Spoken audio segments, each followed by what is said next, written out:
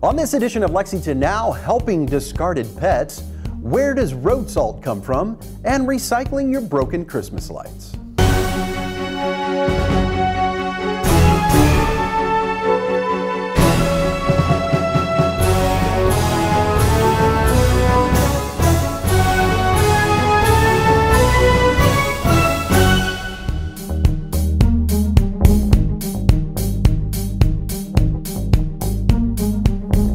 I'm Neil Noah. Happy New Year and welcome to the first edition of Lexington Now for 2022. It's the week of January 3rd. The pandemic has brought with it an unprecedented rise in the adoption of animals, but it also has caused a rise in the darker side of pet adoption, discarded animals. Here's how to help.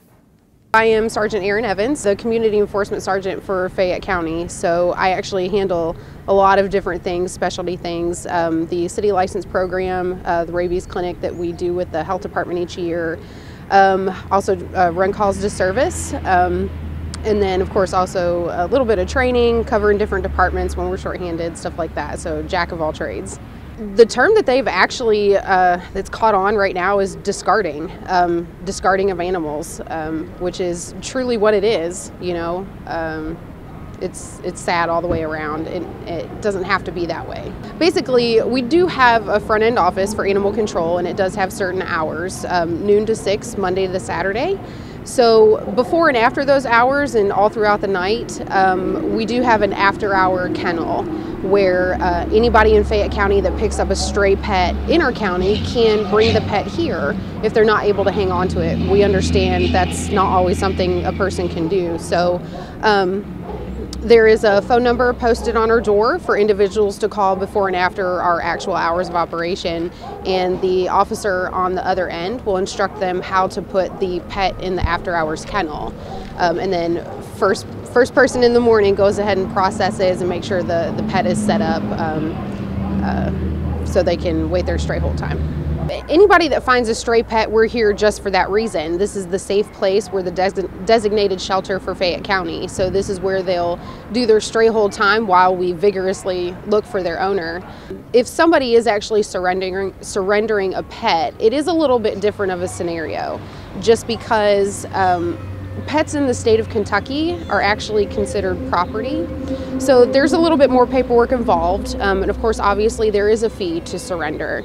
And that's something that our front end office will walk a person through and instruct them on. That's why we typically want to do that during normal business hours. So, and you know, we understand that people's circumstances doesn't always allow them to pay that fee, but that's something that we can work with somebody on, but we have to be able to talk with you and communicate to be able to do what it is that you need. So we don't know what type of situation the pet is in. If it's already sick or injured and then it's left, you know, and unfortunately we're on a very, very busy street as well. Something does get loose, they're not familiar with their surroundings or area, and they could potentially get hit, you know, die throughout the night. We do have an on-call officer that's in and out throughout the night, depending upon our call volumes and stuff like that. So it's not always something that we can attend to right away. And the safest thing for the pet is to call and let us know you're here to drop it off. So we have seen an uptick. Typically, I think what I was advised is approximately maybe 2 to 3 pets every couple months, you know, but now here lately it's been monthly occurrence. So I guess honestly it's hard to pinpoint, you know, because like I said, it's always happened, unfortunately. But I think, yeah, the financial circumstances that people are going through now, whether it be job losses due to COVID and things of that nature, has really negatively impacted everybody, right down to the pet, you know. The thing is, the pets can't help the circumstance. So we want to be here. We want to be able to serve our community in that way, to take in your pet when, you know, circumstances don't allow you to. There's actually a state law, and we do have a local ordinance here in Fayette County when it comes to abandoning animals. It's not something that we want to do. We just want to have individuals that are looking at this and seeing the story, you know, wake up, because it is a chargeable offense. But ultimately, we just want to make sure that the pets are safe that are being brought to us. So. So our website does have instructions. Where you want to start is by giving a phone call to our front end office. The number and extension is actually clear on our website. A lot of times you do have to leave a message. All messages are checked that day. We don't want to leave any animal forgotten. So that's where the process starts. There are a couple of questions that we have to go through and make sure all our ducks in a row. And then we do certain days for different types of pets. So dogs are on certain days and cats are on certain days, just to keep all the pets comfortable, because it's a stressful environment to begin with. So, but yeah, that's where it starts, talking with our front end office and getting that worked out.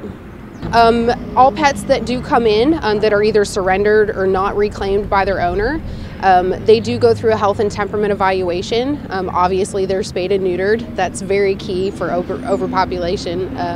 But yeah, and then once that's completed and they're completely vetted and microchipped, they're sent to the Lexington Humane Society, our partner organization, and they do all adoptions. Fantastic job with adoptions. They do a spectacular job. We, as animal control, wouldn't be able to function, without the Lexington Humane Society, and vice versa. So it's we're two separate entities, but we're definitely partner organizations that are here for the animals. Every winter you see salt trucks hard at work to keep roads clear. But have you ever wondered about the salt itself? Rob Allen fills us in on the gritty details of road salt. We have two salt barns. We had a new one come online a couple years ago, but basically they store our anti-icing solids underneath a roof. As you can see behind me, it keeps the water out of it, it keeps the material loose so it is more able to be spread and keeps impurities out of it, things like that. And of course it's in a central location, so we can more efficiently organize our anti-icing winter weather efforts. This barn was built in 1994. I don't know when or what they had before. I suspect it was an open pile or a tarped pile, because we also used to use that in addition to this barn. The barn that we built out at West Hickman Treatment Facility is 2.5 times the size of this, and holds more salt. And as I said, it was completed a couple years ago, so it really helps us as far as cutting down windshield time for plow drivers to come back and resupply with salt. It gets us to the southern area of the county faster, and has a lot of advantages, located near some population centers and things like that. Our salt comes from Canada, and typically Ontario. The salt mines up there, gosh, with the weather the Northeast has been experiencing the last couple of years, the manufacturer said they're pretty much running 24/7 trying to keep the supply up. And so our supply comes from a manufacturer called Detroit Salt, and obviously they're based in Michigan. They get it out of Canada, and they either send it by rail or barge to a central location. And then for us, it comes by rail into town, and then it gets trucked to either of our facilities.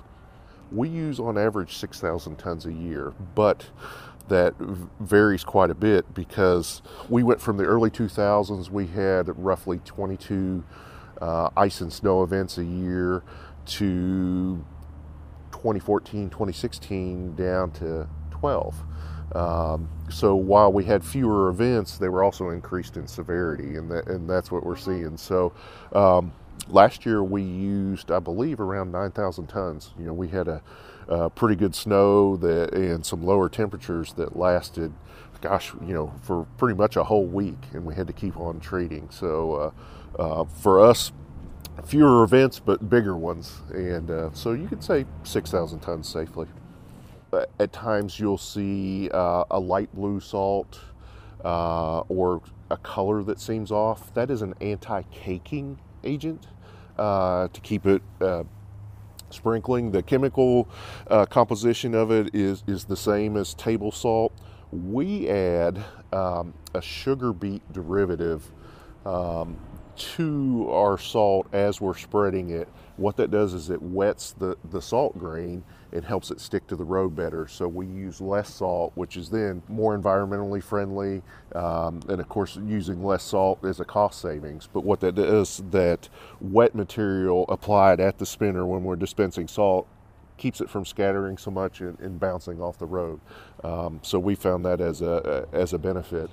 I would not eat road salt, even though I said it's the same as table salt. It could have contaminants, and as you can see, it's stored in bulk. So atmospherically, you don't know what drifts in there. It could be pollen or things like that.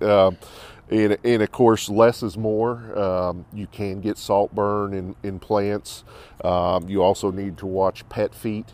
It does not hurt to wipe them with a damp cloth if you're in an area where the salt truck has been. And the big thing is folks need to understand it takes time for salt to work. It's not instantaneous, and we have to treat in a priority system. So while it's still snowing, we're still treating those main roads, and after it stops, then we work through our priorities and get to those neighborhood roads. So patience in driving or with our drivers is a priority. Recycling old Christmas lights after the break.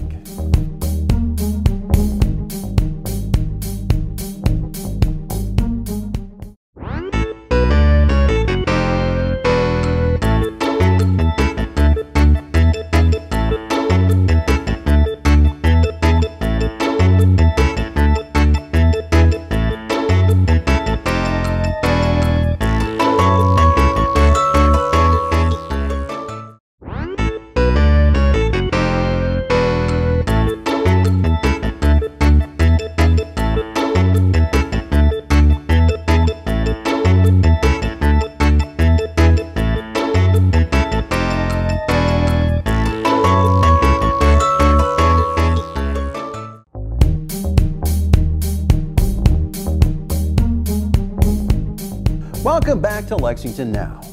The holiday season is behind us, and soon it'll be time to put away the decorations. But what about the lights that don't work? Tori Summy tells us there's a better way than throwing them in the trash. So this year, the city's hosting its 4th annual light collection event. There are 15 locations throughout the city of Lexington where residents can go to drop off their unwanted or broken holiday lights. All of those locations can be found at lexingtonky.gov/lights, or residents can also bring those lights directly to the e-waste collection center at 1306 Versailles Road. The holiday light collection is just a way for us to encourage residents to properly recycle their holiday lights, and so that those lights don't end up in our landfill or at our recycling center where they can cause damages to equipment, they can injure workers, or even cause delays if they get stuck in there. So they can bring anything from holiday lights like rope lights or string lights to the sensors that they use for those lights, extension cords, small electronic candles, or really any small electronic that we wouldn't want to end up at the recycling center. They could instead drop off at one of our 15 locations for this holiday light collection drive. We don't want to accept any large electronics. That's better just brought to the electronics recycling center. But mostly all of the holiday lights that you might hang up that you no longer want, you can bring to one of our collection sites. So this actually started from one of our staff members at a conference wanting to come up with a better way to encourage residents to recycle properly.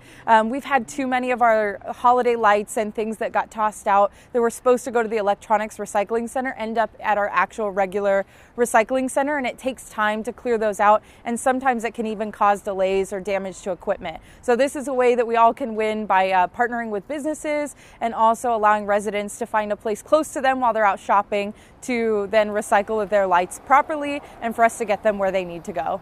So this holiday light collection drive started in 2018.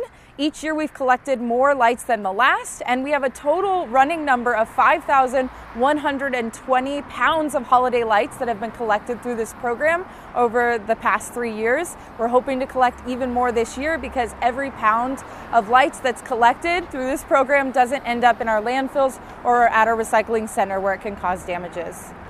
So we are very excited for our residents to participate in this program. We know how important it is to recycle properly, and we're excited to be able to do it all together to help make Lexington a great place for everyone.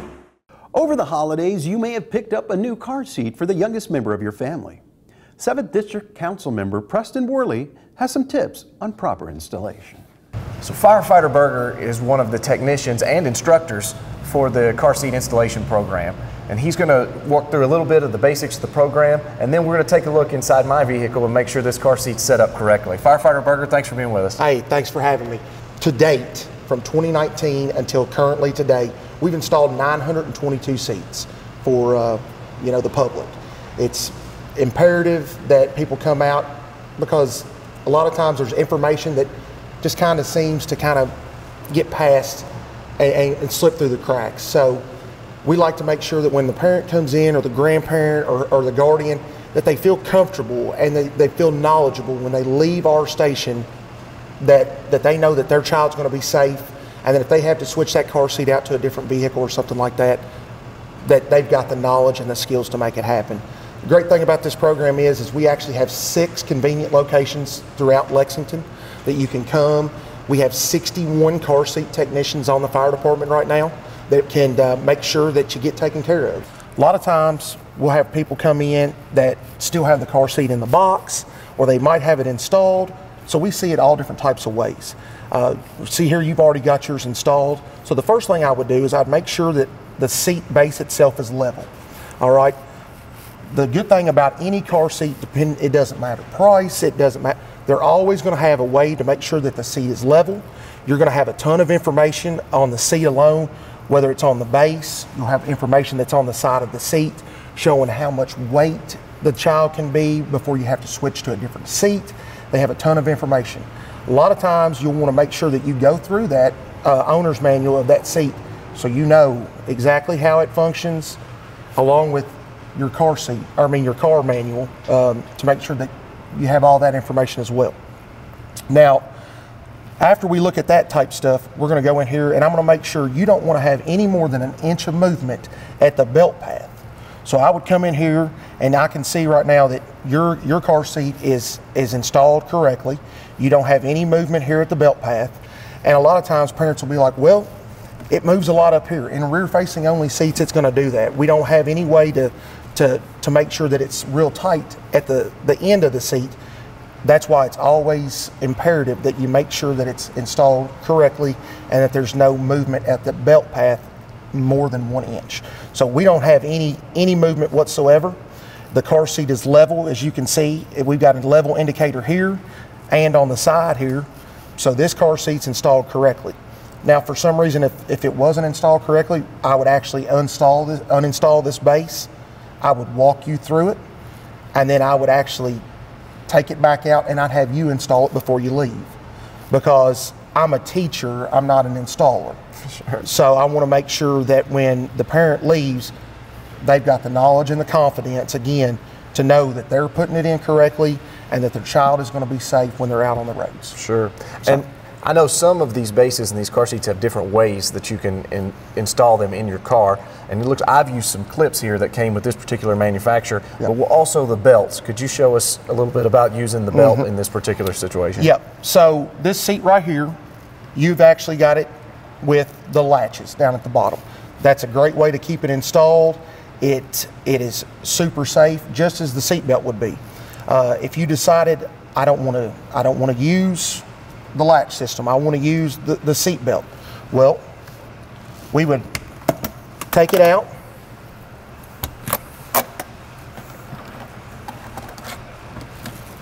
We'd make sure that we put the clips back in their appropriate storage, and I'd actually take your seat belt here, because this car seat has a built-in lock-off system. So I would take your seat belt, I'd run it through,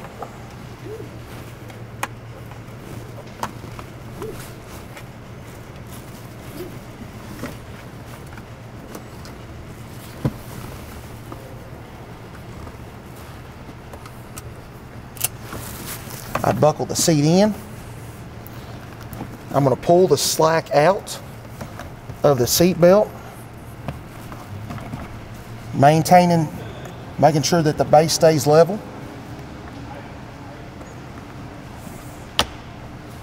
And you use that lock-off system right there, and you can see, even with the seat belt, we have no movement. It's just as safe. They've both been crash test rated. A lot of times we'll have parents come in and sometimes they have the latch and the seat belt, and their thing is as well, both of them have got to be safer. Two's better than one. Well, in this instance, that's not the case. These two systems do not work together. They're separate working things. They've never been crash test rated as a tandem safety precaution. So you want to make sure when you install a seat that you choose either the seat belt method or the latch method. So, but again, these are a couple different ways, and most seats are always going to have several different ways that you can actually put the seat in. A lot of people, when they bring in forward facing, which we can see you've got rear facing, it's going to be a while before you go forward facing. But we see, of course, with seeing almost 1,000 people over the last 3 years, we have a fair share of forwards facing seats. And they'll come in and they'll want to use these latches here at the bottom, the anchors. A lot of people don't realize, though, is when the child gets bigger, when that child's weight and the car seat weight exceed 65 pounds, that these anchors here at the bottom have never been crash test rated. So you have to use the seatbelt at that point in time. Well, I really appreciate it, firefighter. Yep. I now feel more confident that my child's riding safely, Yep. and I feel educated about it. Would you tell us where are the stations where Yeah. people can come and get tested? So we've got 6 convenient locations throughout the city. You can actually get these done at our community services office, Ladder 1 at Station 1, Ladder 3 at Station 10, Ladder 6 right here at Station number 21, Engine 11 at Station 11, and Engine 16 at Station 16. This is the final week of winter recess for council, so there are no meetings to tell you about. But remember, for the most accurate and up-to-date information on all city business, check out our website at lexingtonky.gov. And we continue to keep you up to date on how the city is handling the pandemic via our official COVID-19 response site, including testing, vaccination, and booster sites. Simply click on the banner at the top of our homepage. That's all for now, but as always, you can keep up with us on social media. Check out the latest traffic updates on Twitter at LexRex, or catch our live traffic cams on lexingtonky.gov. Happy New Year again from all of us at Lex TV. I'm Neil Noah, and that's it for now.